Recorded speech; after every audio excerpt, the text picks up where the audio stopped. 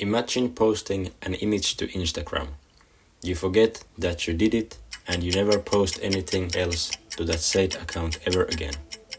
Years later, you get caught red-handed in a cyber attack, even with your perfect plan. You wonder how this is possible until you hear the police talking about your long-lost Instagram account. OSINT, also known as open source intelligence, is when someone uses information openly available to everyone in the internet to figure out information on something. When things are done correctly, this becomes an extremely powerful tool in investigations. Many types of OSINT exist in today's world. Things like your location or people close to you can be found from the internet by anyone. After watching this, you understand better how much from so little can be found on the internet. Let's get back to the Instagram image from the beginning. Let's say you posted this image some years back to Instagram. How could someone figure out it was you doing the cyber attack only based on this image? Many things can be figured out based on the singular image.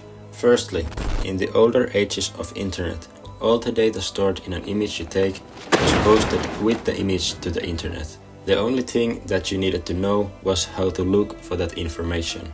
The data that comes with the image is called metadata and can include things like time of taking the image, the specs of the device used to take the image, and even coordinates to the place where the image was taken. Already based on what you have heard, you most likely know how you can be traced down based on a single image. The thing is though, that nowadays the social media platforms have realized the issue with metadata and remove all the metadata from the images posted to their platforms, which brings us to the next thing that could be used to figure out your guiltness. Even if you hadn't used the Instagram account in a while, you still might have accounts where you use the same username as in your Instagram profile. This way, if you're active in Twitter, for example, the investigator can figure out more things of you with more up-to-date info.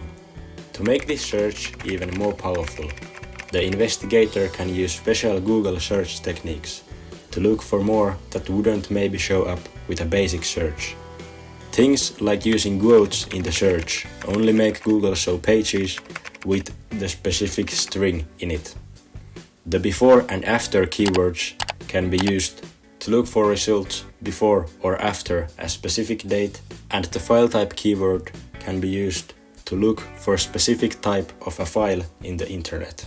But let's say you didn't use any social media platforms after posting that image.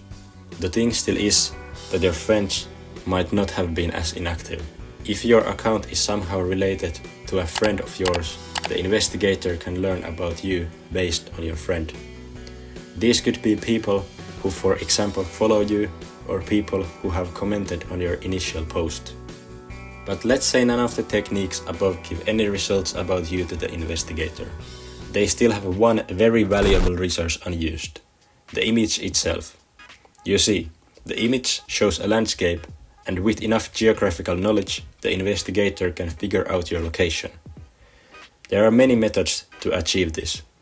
If your image was taken next to a famous building, the geolocation was made very easy. But even things like basic infrastructure or vegetation can be used to figure out your location. On top of this, if the investigator wants to know the time the image was taken, this can also be achieved based on the angle of the sun.